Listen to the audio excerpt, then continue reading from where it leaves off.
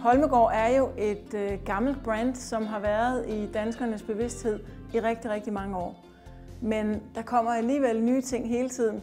Opdaterede ting, moderne ting og ting, som unge mennesker også synes er spændende. Og nyheden i år er en videreudvikling af en serie, som faktisk er blevet helt afsindigt populær. For 3 år siden designede Maria Berntsen den her lanterne til os og lavede materiale mixet med læderstroppen. Det var helt nyt, det var ikke set før, og det blev bogstaveligt talt revet ned af hylderne.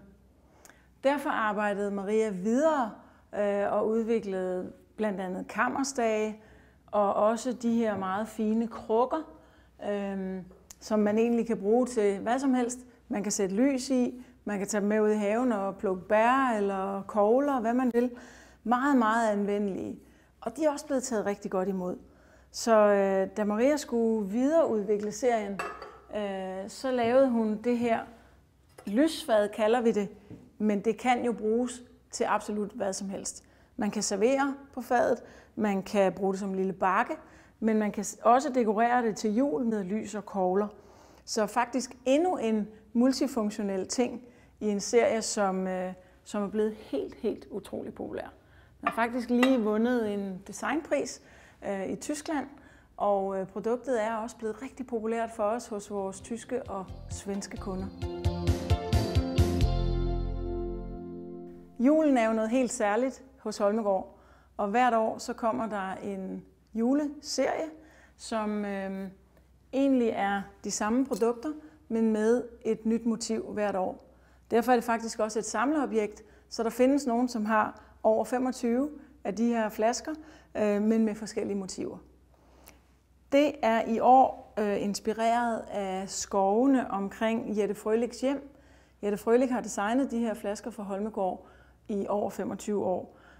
Udover flasken, så har vi de små dramglas, vi har et lidt større drikkeglas, og så har vi kageglasset, som også er blevet en rigtig populær artikel. Derudover er der hvert år et kalenderlys i serien, som også bliver revet væk. Og det sidste, jeg vil vise jer her, det er, at der faktisk også er nogle gode nye ting, der kan komme under juletræet. Vores klassiske Cocoon-serie med 2 vaser og 2 skåle er kommet i en ny farve. Den kalder vi Smoke, og det er faktisk ikke rigtigt, at den er ny, den er faktisk rigtig gammel. Farven blev opfundet for mange år siden på Holmegaard Glasværk, fordi den grå farve den kunne skjule de urenheder, som asken egentlig gjorde i glasset. Så derfor så er det faktisk en gammel farve, men den er meget tidsvarende nu, går super i moderne hjem og er stylet flot her på en rustik hylde. Min personlige favorit, det er den her lille skål. En helt vildt funktionel skål, der kan bruges til rigtig mange forskellige ting.